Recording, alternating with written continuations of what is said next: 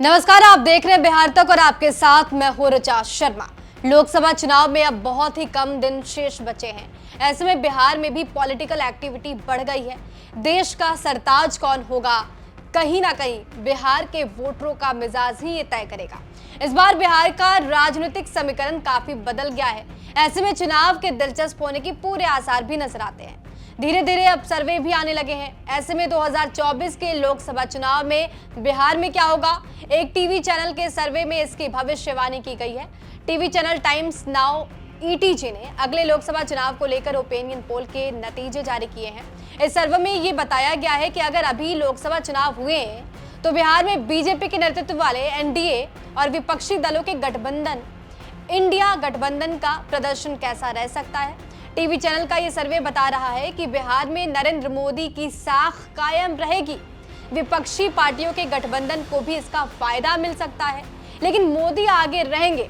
इस सर्वे के मुताबिक बिहार में 40 सीटों में बीजेपी के नेतृत्व वाली एनडीए को 22 से 24 सीटों पर जीत हासिल होने का अनुमान है।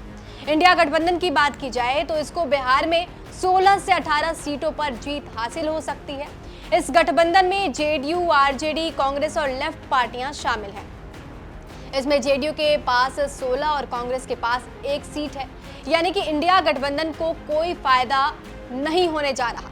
लिहाजा सर्वे के नतीजे नीतीश कुमार, तेजस्वी यादव और विपक्षी पार्टियों के गठबंधन के दूसरे नेताओं को चिंता में डाल सकते हैं। एनडीए में बिहार में बीजेपी के अलावा उपेंद्र कुशवाहा की आरएलजेडी, चिराग पासवान की लोजपा रामविलास, जितन राम मांझी की हम और पशुपति पारस की रालोजपा शामिल हैं। इस गठबंधन की मौजूदा स्थिति ये है कि बीजेपी के पास कुल 17 सीटें हैं, वहीं पारस धड़े वाली लोजपा के पास 5 और चिराग पासवान के पास 1 सीट है। यानी मौजूदा समय के एनडीए के पास बिहार की 23 सीटें हैं। टाइम्स नाउ का सर्वे बता रहा है कि एनडीए को नुकसान नहीं होने जा रहा। कमोबेश ऐसा ही हाल बिहार का भी है, जहां पर उसे 22 से 24 सीटें मिलने का अनुमान जताया जा रहा है। और आपको ये भी बता दें कि पिछले लोकसभा चुनाव 2019 में नीतीश और बीजेपी साथ लड़ी थी, तब एनडीए गठबंधन को 40 में से 39 सीटें हासिल हुई थी। 1 सीट कांग्रेस ने जीत ली थी। ये सीट थी किशनगंज की, जिस पर कांग्रेस के डॉक्टर मोहम्मद जावेद ने जीत हासिल की थी। साल 2019 के लोकसभा चुनाव में बीजेपी 17, जेडीयू 17 और लोजपा ने 6 सीटों पर चुनाव लड़ा था। 40 सीटों के बंटवारे में एनडीए ने 39 सीटों पर जीत दर्ज की थी। बीजेपी ने अपने हिस्से की सभी 17 सीटों पर जीत दर्ज की। वहीं एलजेपी ने भी अपने 6 सीटों पर फतह किया था।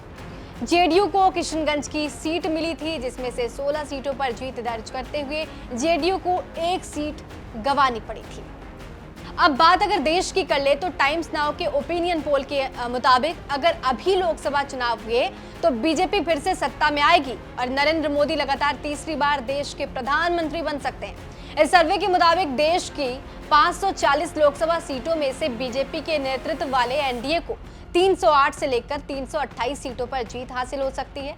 इस सर्वे के मुताबिक कांग्रेस को 52 से लेकर 72 सीट, टीएमसी को 20 से 24, वाईएसआर कांग्रेस को 24 से 25, डीएमके को 20 से 24, बीजेडी को 13 से 15, बीआरएस को 3 से 5, आप को 4 से 7 और दूसरी पार्टियों को 66 से लेकर 76 सीटें मिल सकती हैं। कुल मिलाकर देखा जाए तो बिहार में नीतीश कुमार का गणित यहाँ पर फेल होता नजर आ रहा है। हालांकि ये ओपिनियन पोल है, भविष्य में क्या होगा ये भविष्य के गर्त में है।